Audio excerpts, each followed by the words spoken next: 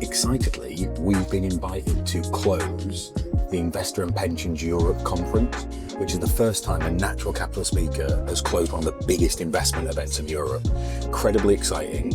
I'm super excited about it. I'll be the first, but I absolutely won't be the last. This is a changing point for investment when they realise natural capital is the most incredible opportunity, and it's almost hiding in plain sight. Nature, the climate, environment, everything we do in terms of interacting with the natural world underpins every other asset class. That's why natural capital is poised to be the most exciting investment opportunity of this and the next generation. We never travel anywhere for one reason: too high risk, too inefficient, too much carbon for not enough impact. So, one of the exciting things about when you're asked to keynote speech an event, if you ask very nicely, they will give you a list of attendees ahead of time. So what that means is we could look at the list and we could find incredible people on there that we could sit down with them, capture their long form stories in the form of a podcast, put it out on the shoot room sessions, and make sure not only I, but every one of you benefits from their experiences, their learning, their mistakes, and their stories. So we're going to record 2 podcasts out in Belgium, Holland. So we're going to record 2 podcasts today ahead of the event tomorrow. And we've got an amazing dinner with our friend Eleanor Doms this evening, who runs Earth Plus, one of the most exciting tech startups in Europe that is focused on restoring and regenerating land impacted by PFAS chemicals. Look them up, they're incredible.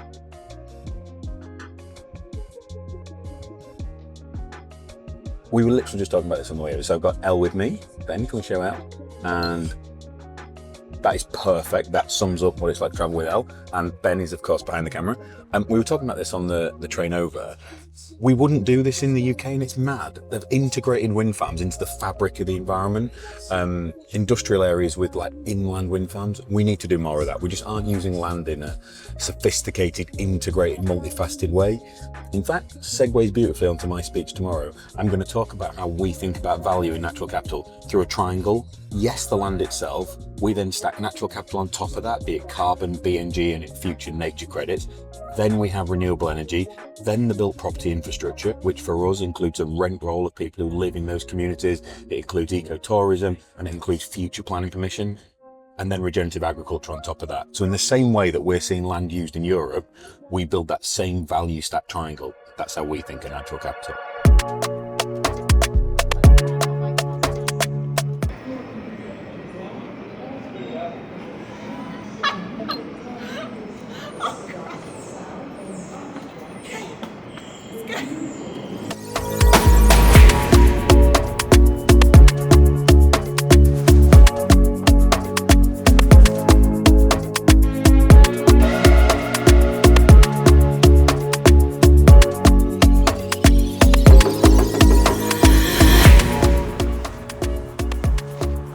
So Rotterdam's very cool.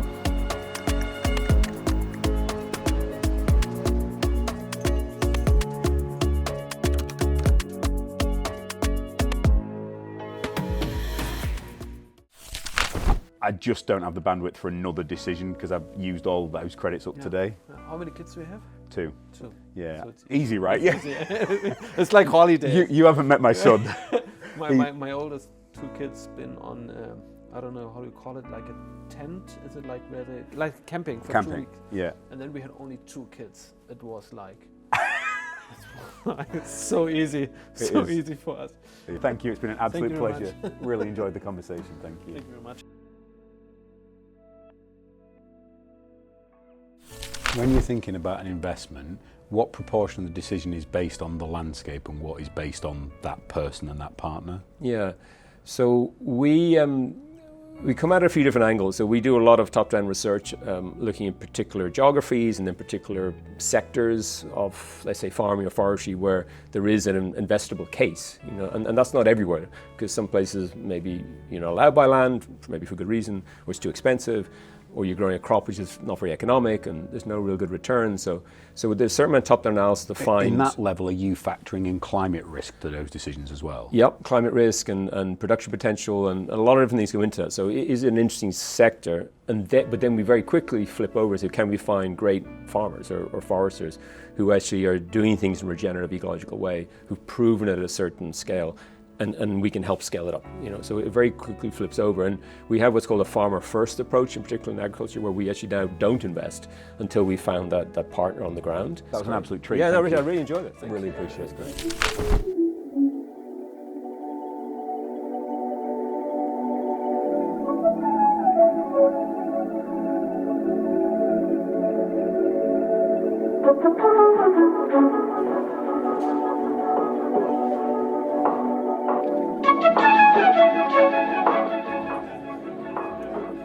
Fueling the performers.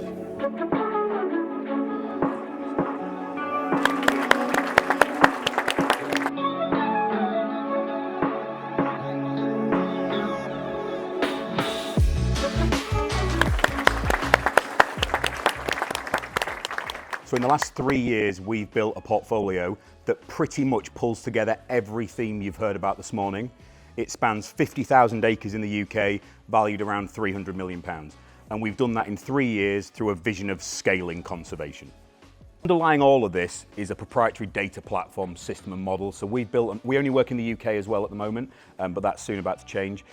We built a model that values every square metre of land in the UK for what the market currently thinks it's worth under a red book model and what we believe it's worth under a natural capital model. And we shop in that gap between the two. We've seen 100 estates in the last 3 years to buy 12. When you're calibrating your model, you've got to see everything on the ground to understand it. Now we've got a pretty good hit rate. We go and see 2 or 3 for every one we buy, and we're just about to complete our 12th acquisition. So we own all the land we work on. We don't manage land for other people. We explicitly own and work on land we manage because we think that gives us absolute downside protection from this investment. So we bought 50,000 acres. We have connected to 500,000 acres of land with conservation-based objectives and initiatives. So that might be, take Langham Moor in the Scottish Borders. We've bought a site next to a community buyout, and that connects to a national trust area. So by putting those 3 together, we've massively increased the impact of land for conservation. Another fact I love is 47 new jobs created in the last 3 years across this portfolio. And these are in communities where 1 or 2 jobs really moves the needle.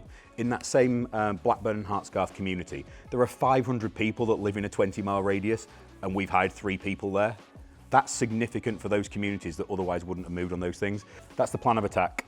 So we want to get to a level that really lets us scale conservation. My view on this is if you would get a transaction of that type, a lot of the questions, challenges and problems that we're all facing are going to be exposed, and we'll let the whole sector develop. And as soon as that transaction's announced, as soon as north of $250 million transaction happens, there'll be 20, 30, 40 startups in the sector, people who are sat there ready to go but don't see the confidence in it yet. As soon as we get those big transactions, we'll get a tidal wave that follows. No one wants to be first, but no one wants to be last either. Awesome. Okay, we're going to close on that. Thank you so much, Rich. This is inspiring. Scaling conservancy. Thank you. Thank you. Appreciate it. Great. Any questions you've got afterwards, I'd love to answer them. Thank you very much. Awesome. Okay.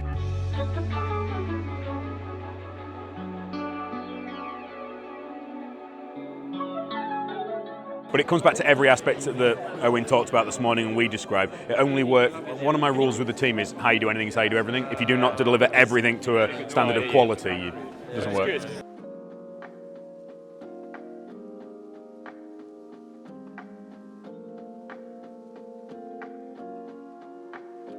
So, I'm starring on the vlog this week. Rich has just finished the keynote speech and the final talk at IP Real Assets in Rotterdam. And I think today and yesterday we did some podcasting as well. And the question we're constantly asking people is how do we choose the right events? How do we choose the right places to be?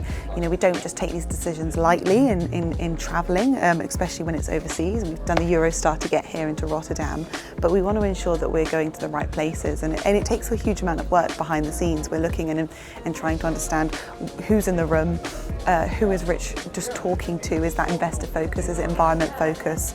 What do we need to be preparing before we come to these events in the likes to interact with that audience? And it's hugely exciting when we get to kind of be a part of these speaking events. Rich hasn't done a huge amount. OC hasn't done a huge amount. We're 4 years in and we've built this brand.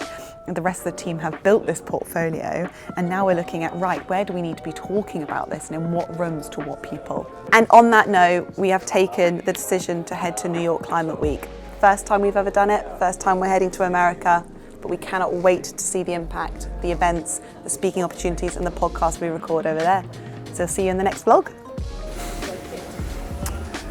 the calm after the storm. Closing a conference like this is an incredible experience, and what a privilege for one of the biggest investor events in the entire of Europe. To have an entire day focused on natural capital is so new and so rare. I think it's only the third time they've ever done it.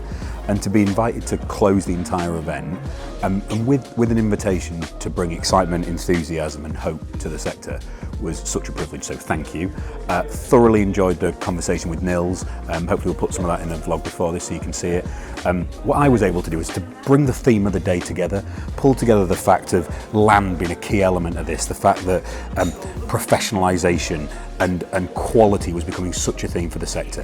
Data so prominent. The keynote before us really highlighted the learnings from sport and data and tech and allowed me to pivot off that. So I got to bring everything together in a real life example of what we've done in building the OC portfolio. And I think what I really hoped from the session was, yes, it was the closing of this event, but in some ways it was the philosophical opening of next year's. You know, set the bar, pass the baton across so that whoever opens next year's event, they progress on, they push further, because natural capital as a sector and as an asset class will be an order of magnitude bigger and more important next year.